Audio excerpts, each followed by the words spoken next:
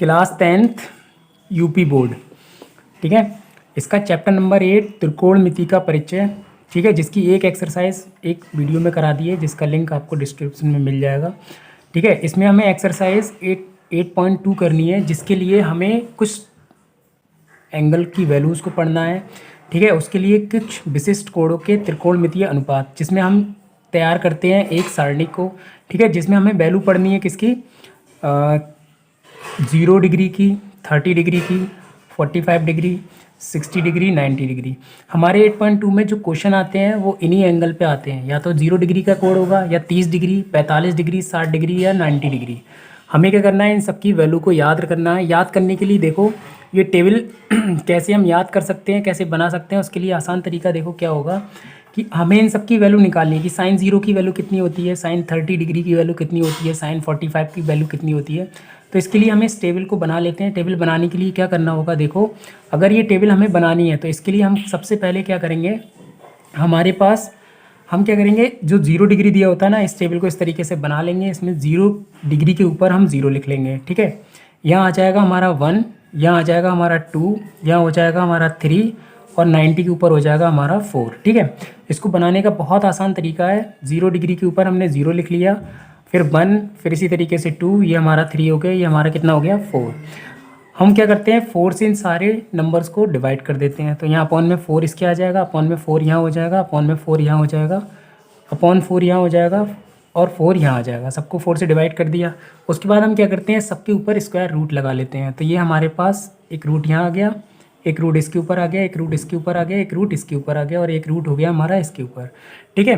देखो हमें क्या करना है, इन रूट से नंबर बाहर निकाल कर साइन वाली लाइन में लिख लेना है, ठीक है। ये सारी जो वैल्यूज़ होती हैं वो सब एक दूसरे से रिलेटेड होती हैं। तो सबसे पहले हम साइन की वैल्यू बना लेते हैं। साइन की वैल्यू बनाने के लिए हमें लिखा है कि रूट 0/4। देखो 0 को हम 4 से डिवाइड करेंगे तो आंसर आएगा हमारा 0।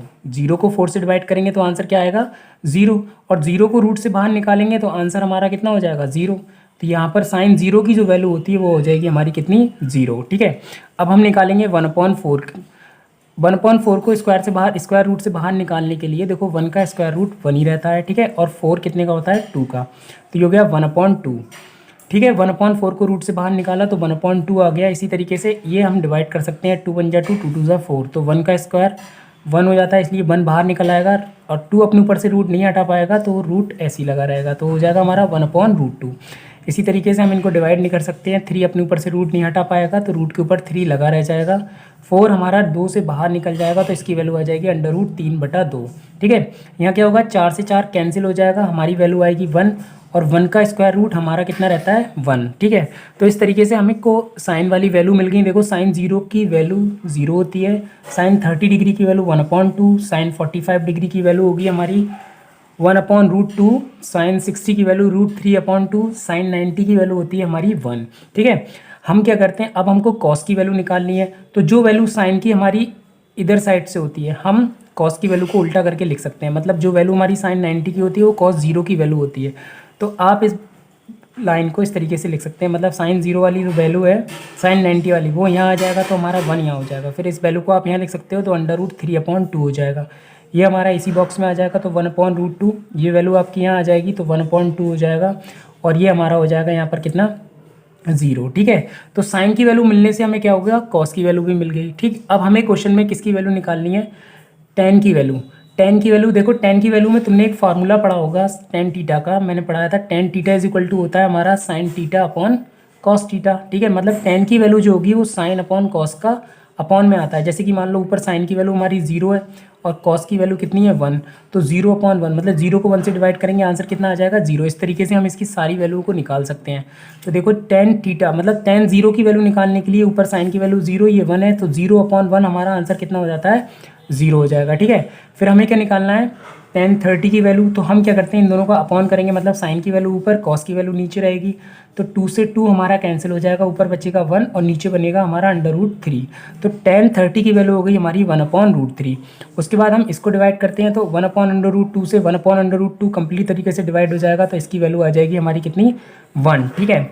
उसके बाद आगे चलते हैं। देखो नेक्स्ट क्या होगा, 2 से 2 हमारा कैंसिल हो जाएगा, 2 से 2 कैंसिल हो जाएगा, √3/1 बचेगा। तो 1 किसी के अपॉन में आता है, हम उसको छोड़ सकते हैं, तो इसकी वैल्यू सिर्फ √3 हो गई। फिर आता है हमारा 1/0। देखो 1/0 को डिवाइड करेंगे, मतलब 1 से डिवाइड करना है 0 को, सॉरी 1 को डिवाइड करना है 0 से।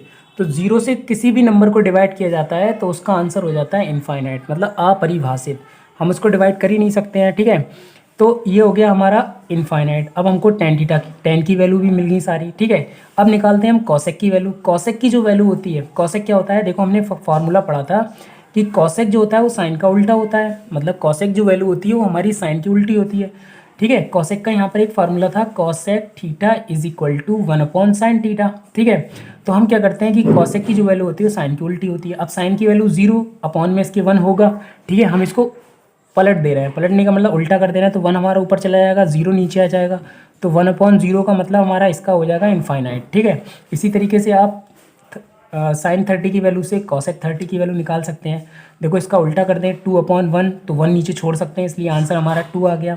इसका आप उल्टा करोगे तो 1/√2 का सिर्फ √2 हो जाएगा। इसका उल्टा करोगे √3/2 का हमारा 2/√3 हो जाएगा। 1/1 मतलब इसका हमारा 1 हो जाएगा। तो इस तरीके से हमने cosec की वैल्यू को निकाल लिया। अब क्या करेंगे हम sec की वैल्यू, sec जो होता है वो cos का उल्टा होता है। यहाँ पर cos की वैल्यू 1 है, तो यहाँ पर कर सकते हैं हम 1, क्योंकि 1/1 1 ही रहेगा। इसको उल्टा करोगे तो 2/√3 आ जाएगा, ठीक है। इसको आप उल्टा करोगे तो हमारा √2 हो जाएगा, ठीक। अब आगे 1/2 को आप उल्टा करोगे तो 2/1 मतलब 2 हो जाएगा। और ये 0 है, 0 के नीचे यहाँ 1 होगा, और इसका आप उल्टा करोगे तो 0/1 मतलब 1/0 हो जाएगा। 1/0 का मतलब यहाँ हो जाएगा इनफाइनाइट। तो sec 90 की वैल्यू हो जाती है इनफाइनाइट, ठीक है। उसके बाद आता है cot थीटा। cot थीटा जो होता है वो हमारा tan का उल्टा होता है, ठीक। अब जो tan की वैल्यू 0 यहाँ पर है, इसको आप उल्टा कर सकते हो। तो 0/1 मतलब कि 1 ऊपर चला जाएगा, 0 नीचे आ जाएगा, 0 नीचे आने से ये हो जाएगा हमारा इनफाइनाइट। ऐसे ही आप इसको उल्टा करोगे तो √3/1 मतलब हमारा √3 रह जाएगा। इसका 1/1 मतलब 1 ही रहेगा हमारा। इसका उल्टा करोगे तो 1 ऊपर चला जाएगा, √3 नीचे आ जाएगा, तो वो हो जाएगा 1/√3, ठीक है। अब क्वेश्चन में आगे क्या होगा कि हमारे यहाँ पर दे रखा है इनफाइनाइट। इनफाइनाइट की जो वैल्यू होती है उसका मतलब होता है 1/0। इसका आप उल्टा करोगे, 0 ऊपर 1 नीचे आ जाएगा, 0 ऊपर हो जाएगा 1 नीचे, तो इसका मतलब हो गया कि हमारा आंसर आ गया 0। इस तरीके से ये टेबल की वैल्यू हम बना सकते हैं या इनको याद कर सकते हैं। एक्सरसाइज 8.2 में इन सारी वैल्यूज़ का यूज़ होना है, ठीक है। तो आपको ये याद करना पड़ेगी